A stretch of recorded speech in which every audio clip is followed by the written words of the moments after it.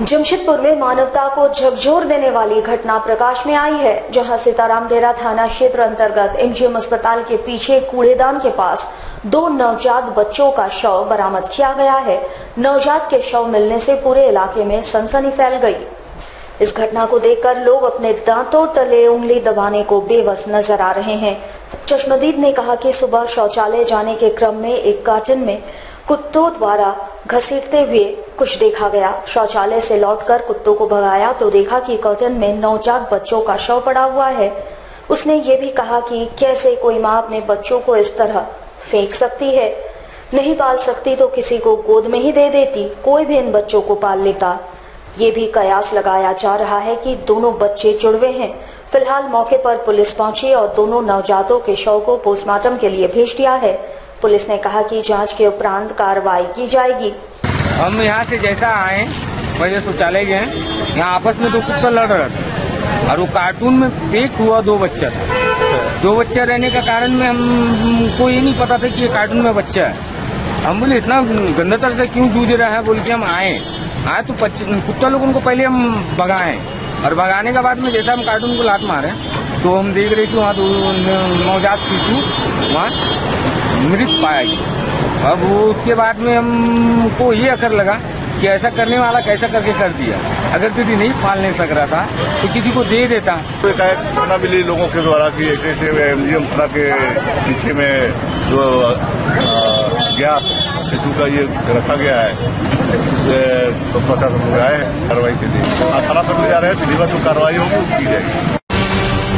राज्य पथ निर्माण विभाग के सचिव गुरुवार को अपने दौरे के क्रम में जमशेदपुर पहुंचे, जहां उन्होंने जिले के अधिकारियों तथा निर्माण कार्य में लगे ठेकेदारों के साथ बैठक की। आपको बता दें कि शहर के 2 मुहानी नदी पर बन रहे पुल पर पिछले दिनों अड़चनों की बात सामने आई थी, जिसमें टाटा स्टील ने निर्माण कार्य पर आपत्ति भी जताई थी।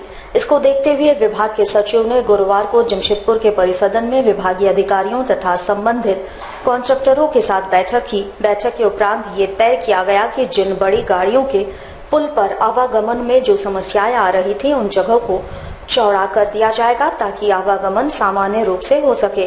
वहीं विभाग के अधिकारियों ने ये संभावना जताई है कि अगस्त माह तक पुल के एक लेन को चालू भी कर दिया जाएगा। वहीं बैठक में गोविंदपुर से लुआबासा तक बन रहे पुल की भी चर्चा की गई। विभाग की माने तो इस पुल के बन जाने से शहर के आवागमन में काफी सुविधा होगी। वहीं इस पुल के निर्माण में जमीन अधिग्रहण की जो समस्याएं आ रही थी उसे भी दूर कर लिया जाएगा। मुख्य रूप से इस बैठक में निर्माण कार्य में जुटे ठेकेदारों को आ रही फंडिंग तथा जमीन अधिग्रहण की समस्याओं के निपटारे पर चर्चा की गई। साथ ही साथ सभी ने आश्वासन दिया कि जल्द ही इन समस्याओं का निपटारा कर लिया जाएगा। बाकी 2 मुहानी वाला है तो 2 मुहानी वाला भी एक स्पेन को हम लोग कोशिश करेंगे कि जुलाई एंड मिड अगस्त तक मतलब कम से कम ओपन हो जाए। उसमें फिर जो सरायकला साइड में कुछ लैंड एक्विजिशन का उसमें इश्यू है, जो अप्रोच है उसका लगभग 7 किलोमीटर का, तो उसमें भी एक्सरसाइज चल रही है, डिस्बर्समेंट वगैरह हो रहा है उसमें फंड का। तो टेक्निकली उसको ऑलरेडी डिस्कस कर लिया गया, सारा मूवमेंट होगा, कोई इशू नहीं। उसका मतलब दोनों एंड पे वाइडनिंग वगैरह का जो भी इशू है यस। देखो उसमें चूंकि 2 लेन है, एक लेन को ओपनिंग करने का टारगेट हम लोग लेके चल रहे हैं कि मिड अगस्त के आसपास ओपन हो जाए। जमशेदपुर जिला प्रशासन द्वारा जमशेदपुर शहर के तमाम मस्जिदों के इमामों के साथ एक बैठक की गई, जिसमें आने वाले ईद के पर्व को सौहार्दपूर्ण वातावरण में मनाने को लेकर कई दिशा निर्देश भी दिया गया।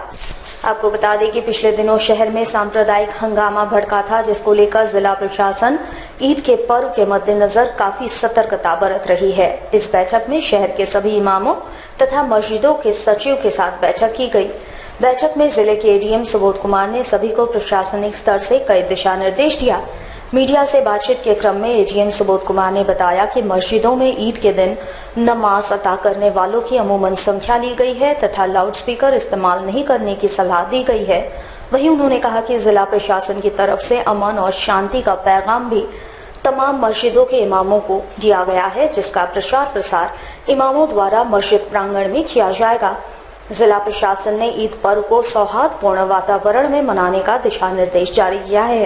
के लिए जो प्रतिनिधियां हैं वो होंगी और इसके अलावा आज जो है उपायुक्त महोदय की अध्यक्षता में सभी जो शहर के मस्जिद हैं उनके इमाम और जो सेक्रेटरी हैं, सदर हैं, इन लोगों को बुला करके विशेष रूप से उनसे एक संबंध कायम करते हुए ये कोशिश किया गया कि उनके तरफ से क्या फीडबैक है, अगर कहीं पे विशेष रूप से करना हो, इन सब चीजों को नोट किया गया। और साथ ही साथ उपायुक्त महोदय ने सभी मस्जिद के जो इमाम और सेक्रेटरी थे उनके माध्यम से नमाज वगैरह के अवसर पे, जैसे वहां पे वो लोगों को संबोधित भी करते हैं, तो उपायुक्त महोदय ने अपने तरफ से जो शांति का संदेश है उसे भी प्रसारित करने के लिए उनसे अनुरोध किया है। झारखंड राज्य में अब सरकारी बिजली की कीमतों में वृद्धि आ गई है। सरकार की तरफ से इसके लिए आदेश भी दिए गए हैं। अब बिजली खपत पर जनता को पहले के मुकाबले लगभग 25% अधिक मूल्य चुकाना पड़ेगा। बात अगर जमशेदपुर शहर की करें तो बिजली की व्यवस्था यहाँ कुछ इलाकों में ठीक है, परंतु कुछ इलाकों में काफी खराब है। यूं कहते हुए लोगों को अपने तार व खंभों के लिए खुद ही जद्दोजहद तथा मूल्य भी चुकाना पड़ता है। कारण है सरकारी देखरेख की कमी। सरकारी तंत्र की तरफ से नियुक्त किए गए अफसर बिजली व्यवस्था को दुरुस्त कर पाने में पूर्णतः सक्षम नहीं है और इस कारण से आए दिन इंसुलेटर, पोल व तार के खराब होने की सूचना मिलती रहती है। अब सरकार की तरफ से बिजली के मूल्यों में भी बढ़ोतरी कर दी गई है। इससे जनता पर और बोझ पड़ेगा।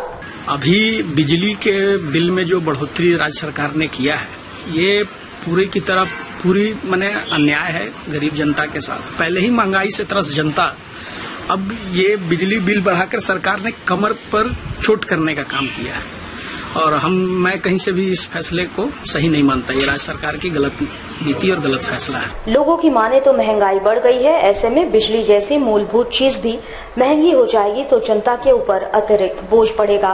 वैसे आंकड़ों की माने तो लगभग 25% की बढ़ोतरी दामों में की जा रही है, जिससे लोगों का बजट जरूर बिगड़ जाएगा। बिजली की बढ़ोतरी अभी होनी नहीं चाहिए थी। सरकार को ध्यान देना चाहिए कि सरकार को पहले अपने बिजली व्यवस्था दुरुस्त किया जाए, उसके बाद बिजली बढ़ाए तो कोई आफत नहीं है। और एक ही बार आम जनता को इतनी सारी बोझ दे देना अच्छी बात नहीं है। गरीब का जीवन गुजारा बस जो है बिजली के ही तरह चलता है, मगर बिजली के जब महंगाई प्रति यूनिट बढ़ाया जाएगा तो पूरे झारखंड में महामारी का एक रूप पैदा होगा। और दूसरी बात, ये उद्योग जो लगाते हैं वो लोग ये चार्ज वो लोग के ऊपर लगना चाहिए। पूर्वी सिंहभूम आजसू पार्टी द्वारा आजसू पार्टी के स्थापना दिवस को बलिदान दिवस के रूप में मनाया गया। सिद्धगोड़ा स्थित आजसू पार्टी कार्यालय में आजसू पार्टी के कोल्हान प्रभारी चंद्रगुप्त सिंह के नेतृत्व में पार्टी के सभी कार्यकर्ताओं ने बलिदान दिवस में शरीक होकर झारखंड के आंदोलनकारियों को श्रद्धांजलि अर्पित की। इस दौरान सभी नेताओं व कार्यकर्ताओं ने पुष्प अर्पित कर झारखंड आंदोलन के शहीदों को श्रद्धा सुमन अर्पित की। आजसू पार्टी के कोल्हान प्रभारी चंद्रगुप्त सिंह ने इस दौरान कहा कि आजसू पार्टी के स्थापना दिवस को बलिदान दिवस के रूप में इसलिए मनाया जा रहा है ताकि युवा पीढ़ी को ये स्मरण रहे कि कितने शहादतों के बाद झारखंड राज्य प्राप्त हुआ है। इस बलिदान दिवस को मनाने से युवा पीढ़ी ये स्मरण रखेगी कि झारखंड अलग राज्य बनने में जिन शहीदों ने अपनी शहीदी दी है उनका शहीदी व्यर्थ न जाए। स्थापना हुई थी जिस समय झारखंड राज्य को अलग करने के लिए आंदोलन चल रही थी। झारखंड राज्य के विभिन्न पार्टियों ने आंदोलन किया। 22 जून 1986 में आजसू पार्टी की स्थापना हुई। स्थापना में होने से आपको आंदोलन में तेजी आई। हमारे आजसू पार्टी के बहुत से पदाधिकारियों ने, कार्यकर्ताओं ने शहीद हुए थे।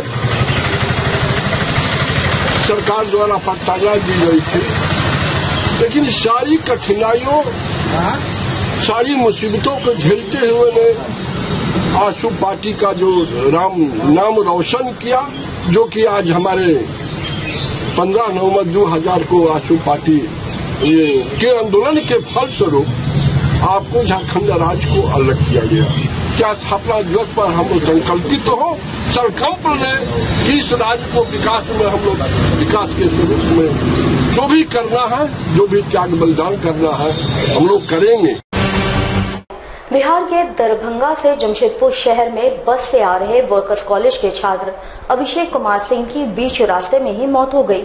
उसके परिजनों ने सीधे लापरवाही का इल्जाम बस चालक व कंडक्टर पर लगाया है। बताया जाता है कि अभिषेक बिहार के दरभंगा के रहने वाले थे और शहर के वर्कर्स कॉलेज के छात्र थे।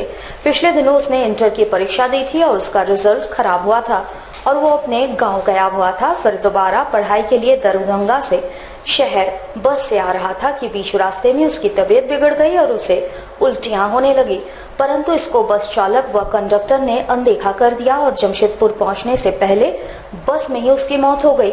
जमशेदपुर पहुंचकर उसके शव को पुलिस के हवाले कर दिया गया। पुलिस ने शव को पोस्टमार्टम के लिए भेज दिया है और मामले की जांच कर रही है। और यहाँ बोकारो विनोद सिंह के यहाँ रहे, इसी बीच कहीं अंदरूनी बीमारी, मुंह से ब्लड आ गया है और रास्ते में इनको पेट में दर्द, तो चाहिए था जब इलाज के लिए, लेकिन ये मना कर रहे थे कि नहीं हम ठीक हो जाएंगे, हम सो जाएंगे 1 घंटा तब ठीक हो जाएंगे। 1 घंटा सोए ही।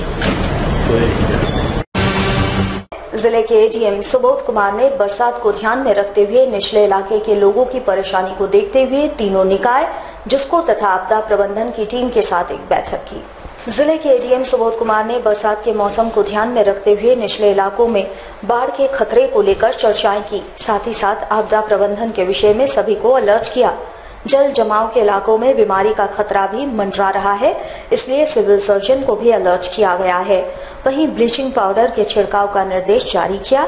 इस बैठक में तीनों निकायों के पदाधिकारी, जुस्को के पदाधिकारी व आपदा प्रबंधन की टीम शामिल थी। आग गया है और आपको पता होगा कि हमारा जो शहर है वो 2 नदियों के किनारे बसा हुआ है और पूर्व का इतिहास रहा है कि जब लगातार बारिश होती है तो कई बार निचले इलाकों में बाढ़ जैसी स्थिति उत्पन्न हो जाती है। कुछ निचले इलाकों में पानी घुस जाता है और उससे लोगों को कई तरह की परेशानियों का सामना करना पड़ता है। और साथ ही साथ मानसून के समय में बहुत तरह की बीमारियां भी जो है फैलती हैं, उसको लेकर के भी सजग रहने की आवश्यकता है। इसीलिए एक पूर्व से ही प्रशासन और उसके जुड़े हुए जो अंग है जैसे सिविल सर्जन और नगर निकाय, इन सबों को पहले से तैयार रहने के लिए और इसके लिए क्या अपेक्षित कार्रवाई है, इसके लिए आज ये बैठक की गई थी। पूर्वी सिंहभूम जिला कांग्रेस ओबीसी प्रकोष्ठ के तत्वावधान में शहर में यातायात समस्याओं के निदान की मांग को लेकर जिले के एसएसपी से मुलाकात की गई। साथ ही साथ उन्हें एक मांग पत्र सौंपकर यातायात समस्याओं को दूर करने का आग्रह किया गया। इस दौरान प्रकोष्ठ के जिलाध्यक्ष ने बताया कि शहर में आए दिन सड़क जाम की स्थिति देखी जा सकती है। इसका मुख्य कारण पार्किंग की समस्या है। साथ ही साथ शहर में टेम्पो चालक अपनी मनमानी करते हैं और ट्रैफिक नियमों का सरासर उल्लंघन करते हैं, जिस पर नकेल कसना जरूरी है। वहीं उन्होंने कहा कि शहर में जो हेलमेट चेकिंग अभियान पुलिस चलाती है वो एक बेहतर प्रयास है, परंतु इसे समय समय पर नहीं बल्कि रोजाना हर चौक चौराहों पर चलाया जाना चाहिए, ताकि खासकर युवा वर्ग हेलमेट पहने और साथ ही साथ अपने वाहन को नियंत्रण में चलाएं। कमेटी प्रकोष्ठ ओबीसी बैनर तले शहर में आप लोगों ने देखा होगा कि हर गली हर रोड ऐसा जाम हो जा रहा है कि जो स्कूल का बच्चा समय पर घर नहीं पहुंच रहा है। 1-1 घंटा 1.5 घंटा बच्चा लोग घर पहुंचने में लग रहा है और इतना बड़ा जाम हो जा रहा है। प्रशासन एकदम नींद में सोई हुई है, कोई ध्यान नहीं है कि कहीं ट्रैफिक का नाम का चीज नहीं है। इसलिए आज हम लोग ओबीसी प्रकोष्ठ के सारे लोग आके उसके साथ कोई ज्ञापन देने आए हैं कि शहर को ट्रैफिक से निजात दिलाएं। कि शहर में एक बहुत बड़ा प्रोग्राम हम लोग का प्रोग्राम आने वाला, शहर में बहुत बड़ा ईद का त्यौहार है, रथ का त्यौहार है। इसको देखते हुए कम से कम शहर को विविध व्यवस्था ट्रैफिक का सुधारना चाहिए और हेलमेट चेकिंग जो है जगह जगह पे हो रहा है। हम चाहते हैं कि हेलमेट चेकिंग बहुत जबरदस्त हो कि शहर के हर युवाओं को धीरे गाड़ी चलाने का आदत हो जाए और हेलमेट पहनने की आदत हो जाए। और जो नो एंट्री में गाड़ी जो 10 बजे खुलने का 9 बजे खुल जाती है, इसलिए हमारे एसपी साहब को सब बात को हम लोग ध्यान देने आए हैं ओबीसी प्रकोष्ठ के। घाटशिला अनुमंडल स्थित HCL की एक इकाई इन दिनों चर्चा में है। 25 दिनों से यहाँ के मजदूर रोजी रोटी की समस्या से जूझ रहे हैं। उन्हें आज भी माइंस के दोबारा शुरू होने का इंतजार है। दिल्ली की एक कंपनी लक्की मिनरल के अधिकारियों ने सोरदा माइंस तथा मुसाबनी प्लांट का आज निरीक्षण किया। माइंस के पदाधिकारियों से लक्की मिनरल ने कई सारी जानकारियां हासिल की। उत्पादन क्षमता और मिनरल के ट्रांसपोर्टेशन, प्लांट की क्षमता आदि की जानकारी इन्होंने ली। ये कंपनी ओडिशा एवं झारखंड समेत कई राज्यों में कार्यरत है। मजदूरों की वर्तमान स्थिति की भी इन्होंने जानकारी हासिल की।